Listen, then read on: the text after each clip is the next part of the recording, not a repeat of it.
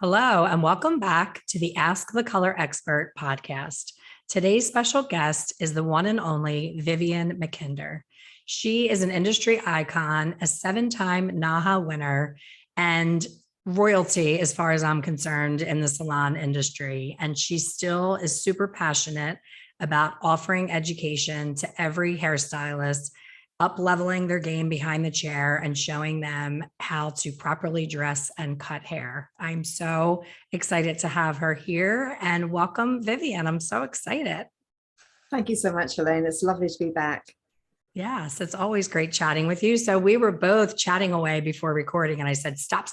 This is all too juicy, and we need to have it on the podcast because you and I, when we get together, we can chat forever about our passion for the newer stylists. You know, we're both frustrated because we're in this world of online virtual education, and you're amazing. Your setup, I need to pick your brain on that, by the way. Your setup is like a Hollywood studio, very impressive camera equipment, and you know what you're doing, pushing all those buttons, having all those different, views and angles, which I struggle with still to this day. As far as like a really up close and personal virtual education. But the biggest struggle is getting that newer stylist to find us and what we are providing.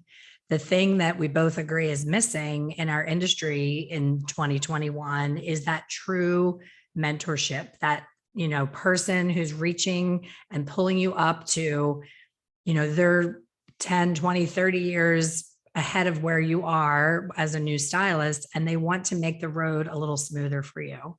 So once people connect with you and your program, the sky's the limit, because those fundamentals that they may have not gotten or may not have comprehended in beauty school training, it's that, pick up where you left off and get them set up for behind the chair. But it's connecting to that younger stylist that thinks that YouTube is a full university and they can just pick up little snippets here and there and not have the actual mentorship. Well, a disclaimer, YouTube and Instagram are amazing platforms for browsing, accidental learning, discoveries. And as we clearly know, there's some amazing stuff there. There's some mediocre stuff there, and there's some really bad. If you don't have discernment to know who to be guided and coached by, you could be led down the wrong path by somebody who's got a phone with a great personality, and they can lead you down a path. And if you don't know how to go, okay, that's all smoke and mirrors. Or, okay, why would I do 7 techniques to cut a fringe when one method will get me there faster? So if you don't have that discernment, you can run yourself into really major challenges. And I think that anything in life that is free is never really valued. Anytime you buy something and you make that investment, it feels very, very different from a freebie. Now, every major company out there does a free because it's a hook to bring you into their world. But when the body of the work is free, they're either selling scissors, curling irons, or some kind of widget. There's a catch, there's a hook, because at the end of the day, nobody here doing color or a haircut or a hair extensions or a perm is going to do it free all day long. So if you are watching stuff that is free, that costs that person time and money, there has to be a return on it. So there's either the vanity matrix, which is, I'm doing this to get likes, I'm doing this to get likes, I'm doing this to get likes, I want to be an influencer. And if it's strategized and turned into a business model, then it's fantastic, right? But if you don't have the discernment to know, I'm going to invest in something, because you and I have an online business where it's a membership. You put your time in, I put my time in, and very expensive products to produce content, film it, etc., etc. So we won't go into those boring details, but it is an investment. Why should it be free? Why should all of your knowledge just be cast out there for free? So I say that, yes, Instagram is fantastic. Facebook, all of these platforms are fantastic if you have discernment. and you know how to go, that's sloppy, that she did that 3 times. Why would I do 3 times? I can do it once. So you have to have that discernment. And if it's someone's in business with an online product, they've got to make it good. And it's got to be amazing. So I would say number one, when it comes to mentoring, be highly selective about following somebody who has a phenomenal career path. They're not a one-trick pony, not a flash moment, something that has longevity to it, because then you can mirror the behaviors, because human behavior is contagious. And sometimes we don't know that that contagiousness is rubbing off in negative energy, or that person's doing a really bad consultation. So we kind of mirror them, not realizing we pick out habits, right? And so I think you have to have that big word, discernment, to know that you are with intention selecting somebody like yourself, Elaine, to take your students on a very guided, specific journey in the art of coloring hair. And it's not that you're being paid by L'Oreal or any of that. It's honest integrity in getting that information out there. So I think that's number one.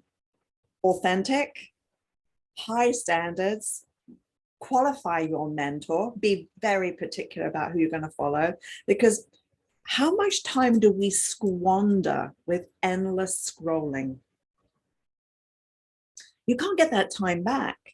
And how much time do you squander looking at tricks and this and this and this, and the shaking of the hair and the look at me, I'm so lovely, these vanity matrix that we see, versus investing in watching one of your very important tutorials for 20 minutes or whatever, and going, I'm now going to apply that, because watching is not doing.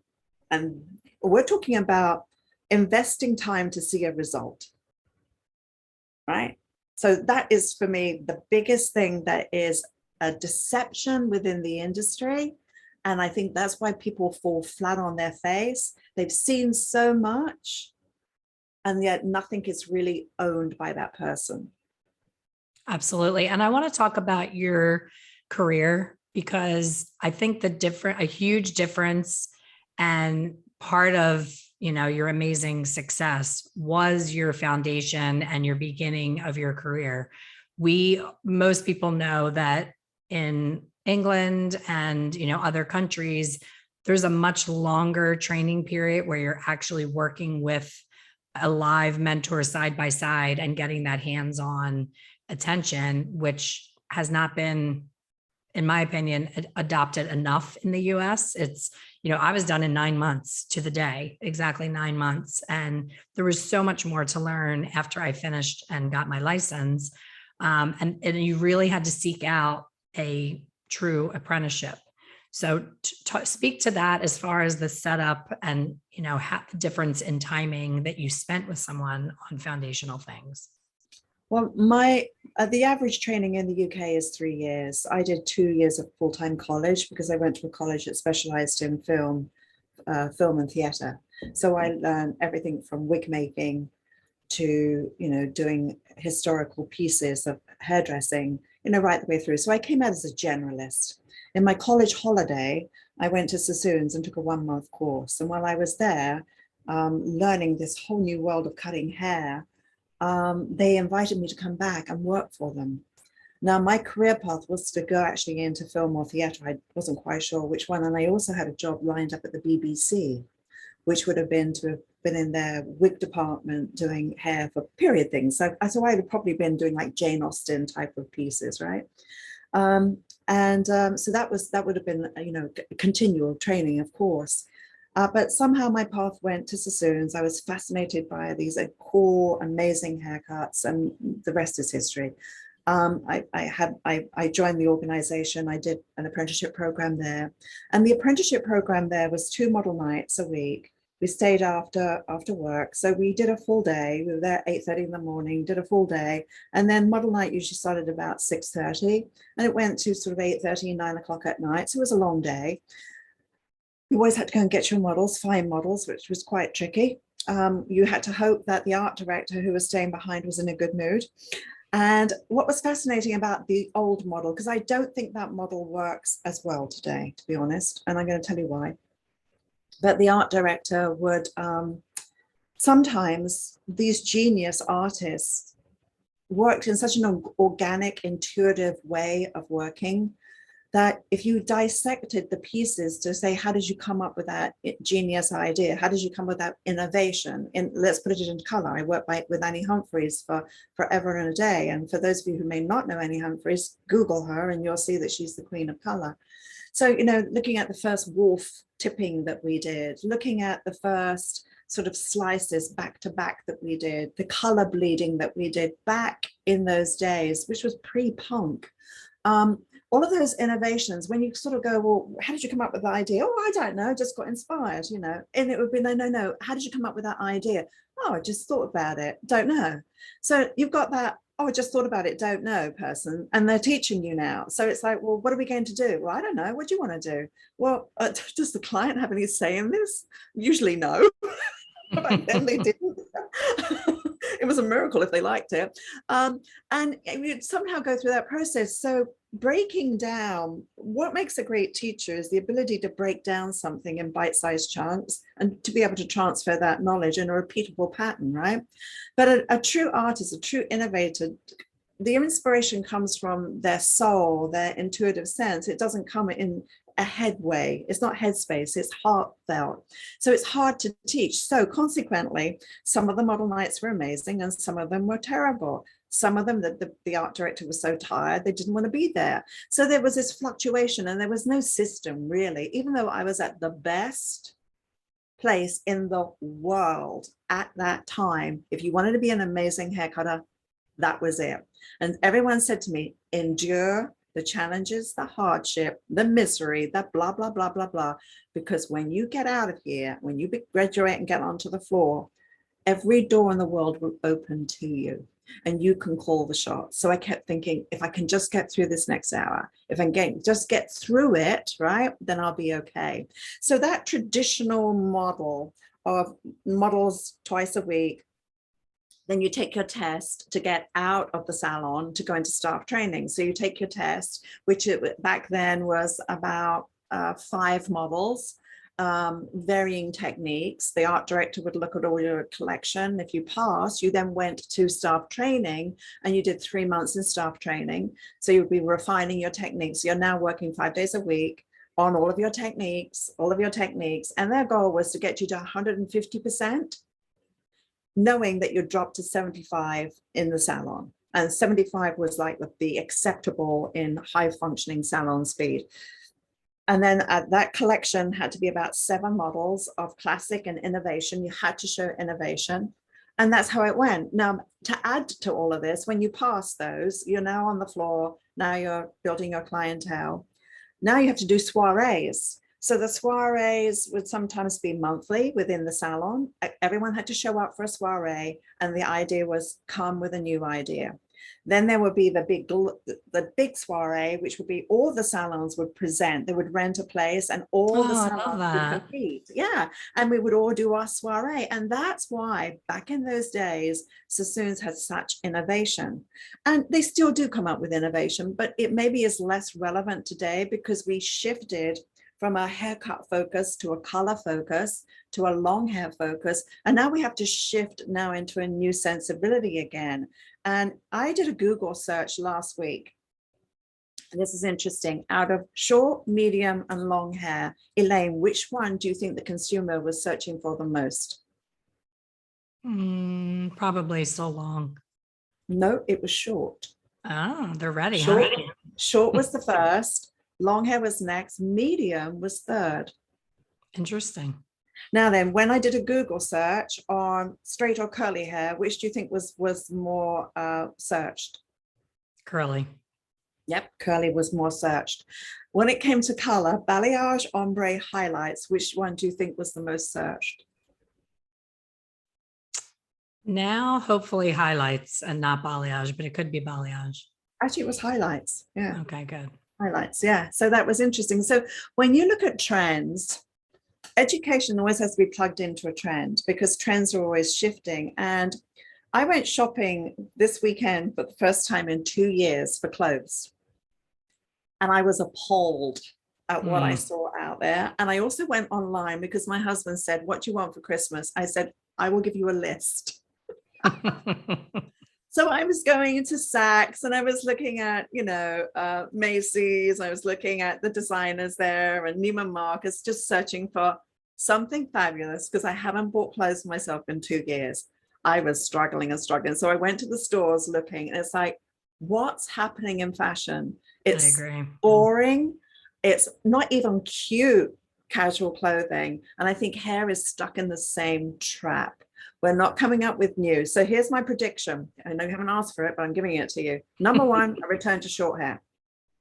Number two, curl, texture, perms. And number three, color that looks very, very natural. It could have a little splash of peekaboo around the face, but because of the curl, it will be more global, or tips on the ends. It will be, and the perms that I'm working with right now, they're gorgeous to color over. So it's not that we're taking away from the color world. Of course we're not. That's so important. But what many of our listeners may not realize is that when I was training, it was pretty easy to talk someone into a short haircut.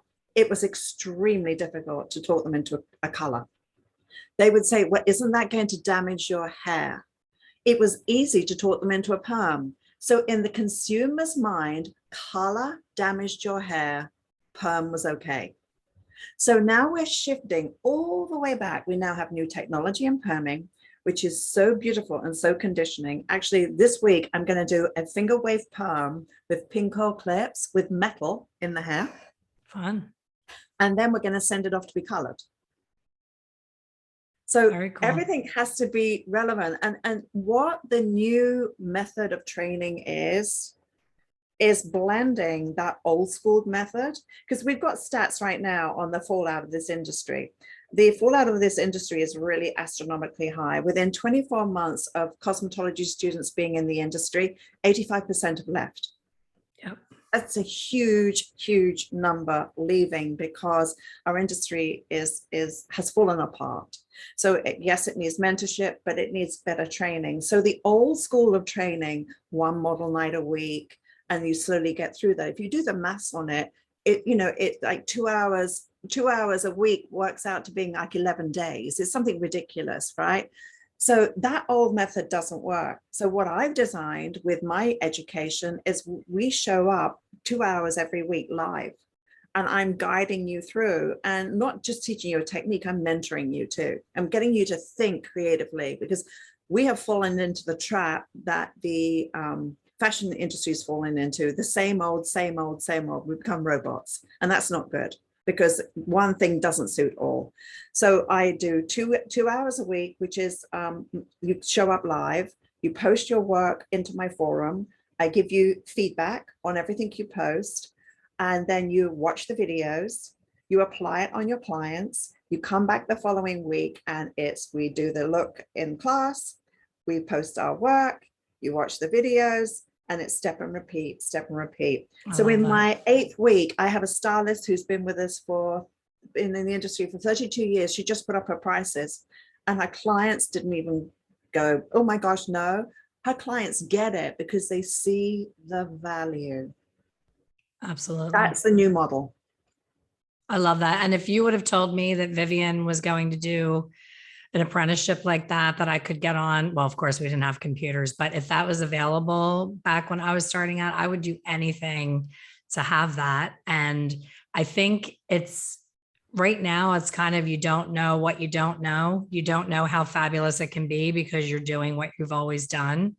My favorite part of Revival, for those of you listening, Vivienne is a big part of the Revival event, the 2-day event that I've done 2 years in a row. And when people turn your class into a hands-on and then post what they've done afterwards, that makes it all worthwhile for me. Because if they are like most people, you go and you watch something, you're like, "Oh my gosh, that's so cool." And by the time you get to your car and drive home, you forgot how they did it. And that's the part that I love about the online virtual world, is that you can rewind and play it again, and you can pull out a doll head, you can have a live model, you can have your mom sitting in your kitchen, and you can do what Vivienne did on the screen. So I love that you're doing that, and that you're still so passionate and giving back to people who, you know, may have missed a lot of that, you know, fundamental training. And to your point about when someone tries to wing it, which I was that person, I came out of beauty school with 80% confidence and 20% skill. I was so confident and thought I was so ready to be behind a chair. And I was given the opportunity from a small little neighborhood salon. And I was so proud of myself. I have a chair. I don't want to shampoo someone else's clients. I want to do my own clients, until they asked for something that I couldn't provide because I simply didn't have the skill set. So I was so confident and so good with chatting people up that I was able to talk them out of it and save face. But I thought, how long can I do this for? You know, I'm giving up opportunities to do chemical services that I'm just not ready to do. So I think the combination of the proper training and the confidence that comes with this new world of social media. It's funny, we see, you know, even our own staff, the girls that are super quiet in the salon, barely look up to say hello to greet a client, scared of their own shadow. And then they're on their TikTok and they have a fan blowing their hair and they're doing these fun TikTok things and they have the big lashes and they're funny and entertaining. And I'm like, where is that girl when we're in the salon? I don't even know who she is. So it's almost like a whole alternate universe. And don't even get me started with NFTs and crypto. I am struggling to stay cool, Vivienne, as a 50-year-old woman trying to understand all this technology. And now it's like, you and I finally have mastered virtual education, how to push the buttons, how to get people there live, how to engage, how to mentor. And now we need to learn how to have people pay in alternative methods of crypto and these NFTs. It hurts your brain, but it also keeps us doing new things and staying current so that we can be relatable to a younger stylist. Yeah, but you know, I think to your point, Elaine, there are things that are micro trends, and there are things that are gimmicks, and there are things that are just grab the attention, and there's always sensationalism, and that never goes away. But if you want to find authenticity and you care about your craft, you care about your guest, you are in one of the last couture businesses going. You can custom design to every single person. You can't give what you don't have. So if you invest in yourself and you invest in your education, you pass it through, you can be quiet and confident because your work speaks for itself. And you don't have to feel this pressure to be posting constantly on social platforms. It can be mindful and strategic, because this addiction to, I called it vanity matrix, is looking at the matrix of what you're bringing in, but it's vanity because it's not business. So if you have a business strategy to this, then it does make sense. But really, things that will never ever change are quality and value.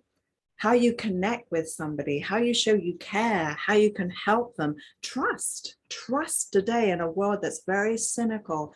Those qualities, you stay focused on that and cut out the noise, and also monitor where you invest time versus where you waste time. Because when time is the only thing you can't negotiate. Money comes and goes, but time, this time today, thank you for being with us today and listening. And hopefully it kind of triggers a call to action in some shape or form, because you could be listening to more drama and more constant negative news, which is just depressing. You're choosing to be here today to empower yourself and pass this on. And I believe that when you truly get inspired by a mentor, you know, and I've mentored people now for 40 years. This is not a newbie to me. And I've, done enough courses on leadership and so on and so forth. Right now, I'm doing 3 courses. I'm being mentored by world-class people right now. And when I talk one-to-one with this one particular gentleman who is, he brings in over $1 million a month in his business. Oh my gosh. And I talked to him. I need his number. Yeah, really. It's very humbling. And sometimes I feel like a blithering idiot, like I can't put the sentences together. And I won a prize with his group for my success in what I was doing with him. And so I won a private one-to-one with him for an hour. It actually went on for 90 minutes. I could not even tell you what that conversation was about. I was just a blithering idiot because I was in awe of his success. And as a student, I put myself into that guessing game of like, well, you know, you're not really good enough for this. I'm not. Meanwhile, I won something, right? Yep. You So got the drunk monkey coming up on your shoulder telling you you're not yeah, worthy. Yep. yeah, the self-talk. We always have to keep that in check. So I think, to your point, Elaine, yeah, you know, there's always a need for structured education and building blocks. There's a building block process that gives you that confidence, because if you're worried about how do you make your mature clients look young, there's a strategy to that. There's an art to it, which I know. If you're fearful of cutting hair short, medium, or long, there's systems to that. They can be taught. If you want to have more sense of style and you want to be more creative, I can teach you there. If you want to understand how to design to face shape, and that's not a YouTube video or an Instagram 1 minute thing, I will teach you the science of that. That's the golden rule of design. That's a whole different thing.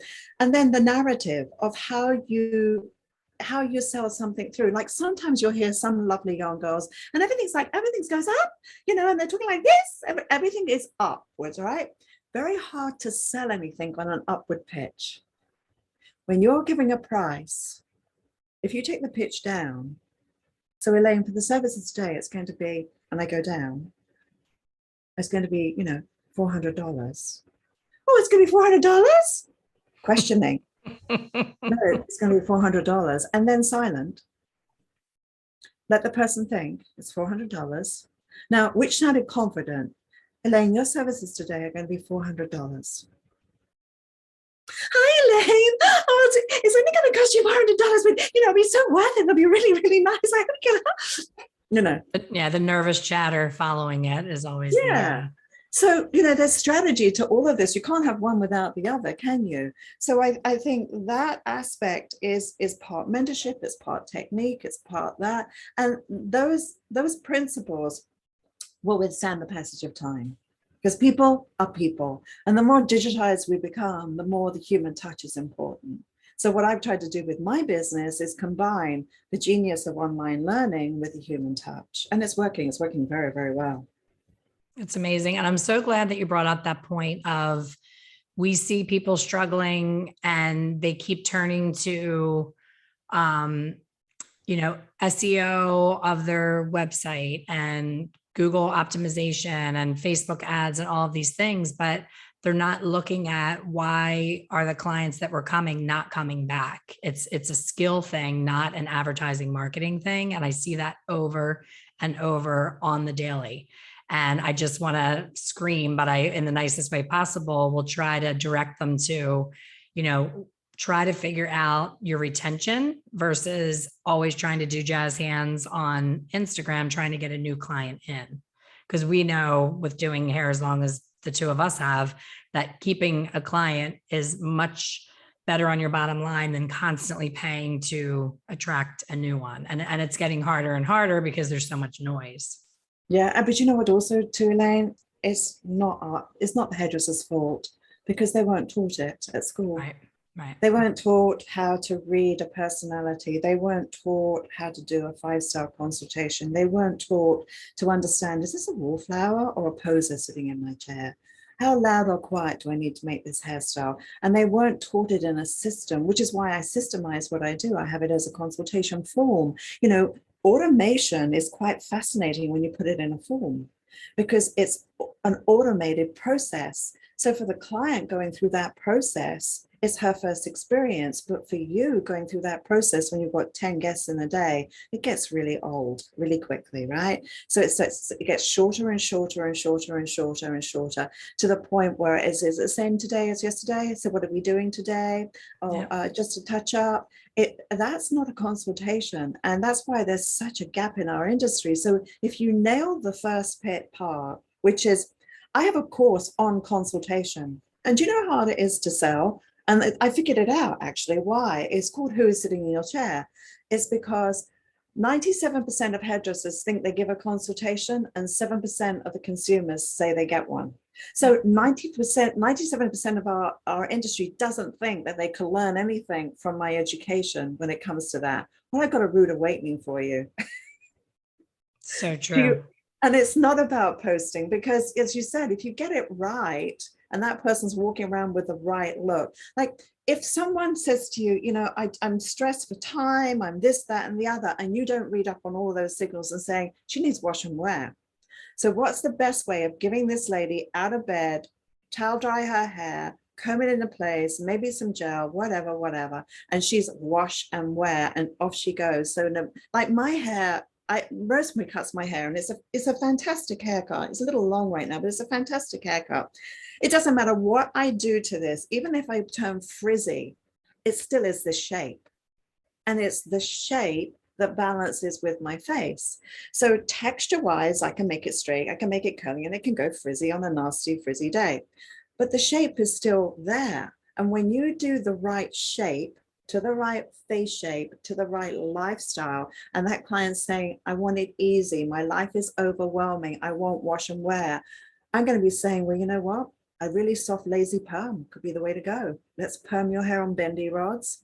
Let's give you a nice glaze so your hair is shining and gorgeous, and off we jolly well go. And instead of going, well, we're going to, you know, round brush, blow dry it. Now we're going to go through with our curling iron, 2 techniques, get your beach curl, which only looks any good when you do it. When she does it, it looks lame, right? I love that you're talking about face, Chef. I think that it's safe to say that you are the only person that I've ever heard teach to the face shape. It was something that I yearned for as when I used to cut hair.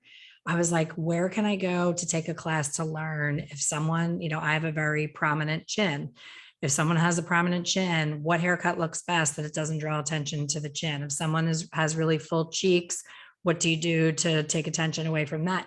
That's really, really almost impossible to find other than your education. Honestly, Jose Ebert back in the day and Vivienne MacKinder are the only 2 people I've ever seen actually take a true makeover and change someone's entire look for the better, not to be trendy and, oh, look what I did. I shaved her head and turned it all kinds of color, but actually make someone look the best that they possibly can with being intentional about the cut and face shape. Well, you know, I work with some of the greatest artists in the world, and, you know, still do.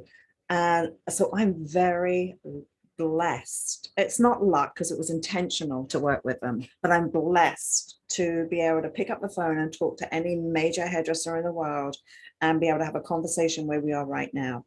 What I know about all those greats that are on a really high level, and it's slim pickings up at that very high level. There's only a few, you know, there's only a few that reach that plateau. They all have the eye. They all know how to see a shape, and they have a sensibility and a sense of knowing it's right, it's wrong, to push, to pull back. They understand that great style completes who that woman is. It doesn't compete, whether she's boho, tattooed, body pierced, glamorous. They get style, and they get it. It's a story. Like, you have your story as to how you show up as a woman. You know, when one of the lovely ladies who's on our training program, she's been now using my consultation form, and she had, and this is really touching and sad. She said she's been getting great results, and she said she gave it to one lady, and I have a question about sensuality. How sensual would you like to be, right? It's not something we can verbally ask. As a woman to woman, it's awkward.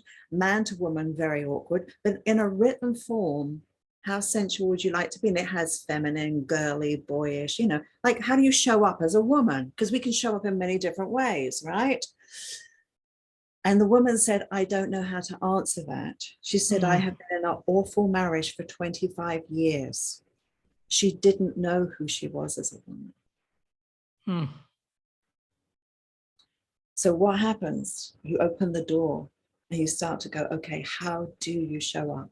How do you show up? Where do you shine? Not your friend, not what you saw on TikTok.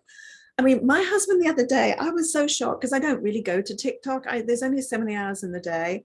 And my husband was sent this link by his father. And it's this lady with this huge bottom shaking it. And she'd obviously had the implants and she's shaking her bum on this thing. And my husband said, I don't get it. I went, well, I suppose some men find that attractive. Clearly, you're not a bum guy, right? Right. And then he went to another one. He went, look at this one. And I went, yeah. And women then complain about not being taken seriously. It's like, give me a break. Absolutely. In another period of time, they would have been considered very low class women of the street, women who pay, are paid for their services because it was that close to being over the top, right? Yep. And they're young and they got their false eyelashes on and they're jiggling their backsides, right? So I don't know how I got to that, but it's like, what's the world coming to? It really does make me concerned for our future. But I think the key overall, I mean, I think if you polled, 1,000 hairdressers and said, when was the last time you went to an education event that you actually put into use when you got back to the salon, you would get a really low number because it's these little 2-second snippets that's like, oh, that's cool, but they're not seeing the whole entire process. And if there's even one step missing, it can go really, really wrong. Don't get me started about the recipes, about hair color. Like that's my blood pressure's through the roof every day about, here's what my client wants. Formula, please. I'm like, what is her texture? How old is she? What color are her eyes? Does she have any prominent features? What's the density of her hair? There's so many questions. What's the natural level? Is there gray? What's the percentage of gray? And truth be told, 300 answers of recipes that she's given. So now she has to sort through all of these recipes and pick the one she thinks is her favorite, which isn't going to work because the person giving it to her didn't know any of the other things in the question. So when Vivienne and I first got onto this podcast, I was telling her about an idea that I have for something to fill the gap of all these things that make me crazy and make me lose sleep. So there is something fun coming that is going to answer a lot of these things that keep us both up at night about the industry. And we're hoping that together with other people that do what we do in the industry in each separate special sauce niche, like for when I think of styling and, consultation and face shape and classic cutting and dress work and all of those things, Vivienne is my number one go-to. When I think about financial things and understanding your pricing and add-ons and, tracking your referrals and retention and all that, I think of someone else. So I've reached out to each one of my people that I look up to for each one of these topics. And together, we're going to get together and have the most ultimate mentorship that could ever exist in time, because it's something I'm so passionate about, because I want to fill those potholes and gaps that scream at me every time I'm looking on a forum. And I love what we've done with Revival, but I think once a year is not enough. I think somebody needs a lot more help throughout the year. And I think together we can do great things. So if you're listening, stay tuned. We're working out the details. And I always love chatting with Vivienne and wanted to chat with her and see if she was interested. It sounds like she is. So something big is coming. And the bottom line is keep educating yourself. Check out Vivienne's Hair Designer TV, her mentorship program. She has so many things that are exactly what you're looking for. You just have to step in and be open to it, be open to the information. So Vivienne, share where they can find you and all of your amazing education. Yeah, if you'd like to go to viviennemackinder.com, and then when you go there, if you do want to be mentored by me for, it's a year actually, you'll go to the designer program. And it's my virtual academy, and that's a combination of live events with the forum feedback, and it's a program in haircutting mastery. So I teach you how to develop that great sense of style. I teach you how to finish your work at a whole nother level And so you can check that out. If you want to fast track your career, you want some fast, quick tips and so on, I have a product called One Girl, 7 Looks. And that takes you through 7 of the most commercial hairstyles that we do. And it takes you through that journey. So that's really great as well. So those are 2 programs I would say dip into that are, you're going to see immediate results, which is really exciting. And the other thing I wanted to just add to what you're saying, Elaine, is about being mentored. Because when you are mentored, you have to show up really willing. Show up that you will follow the advice of a mentor, because you must pick your mentor so carefully. Otherwise, you're just wasting their time and your own time. And for me, when I mentor people, I've taken a few people under my wing and then got bitterly disappointed because they weren't ready to learn. They liked the idea, but had it was fanciful. And so I always say to people, are you committed or are you interested? Because if you're committed, you'll do whatever it takes to be successful. If you're interested, you'll be like so many people, they sign up for a masterclass or a webinar and they never show up. Or they sign up for a coaching call. Like we have coaching calls. You can actually sign up on my site for a coaching call. And we had a phase of people signing up, and I pay people. I have 2 qualified coaches that will take these calls. They don't even show up. And it's like, whoa, this is not good, with all the reminders in the world. So being mentored means I am committed. I am determined to do whatever it takes that my mentor says, and I will be accountable. Interested is a curiosity, go back to Instagram and just carry on browsing. But then I challenge you, in 1 month's time, all of your 5 minutes, 10 minutes, 15 minutes, calculate all that time and look at the result and what you're using. And the ultimate result is your bottom line. I think I could put money on which one would be more successful. So don't be seduced by the next shiny object, because to Elaine's point about a hair show, if you see something in a show or a webinar or on Instagram and you do not apply it within the first 30 days of seeing it, 85% of that information is not even in your brain. You haven't even retained it. Absolutely. So doing is completely different from just being an observer. I love that. And I want to end with one of my favorite quotes from your mentor, Vida Sassoon. The only place that success comes before work is in the dictionary. I love that.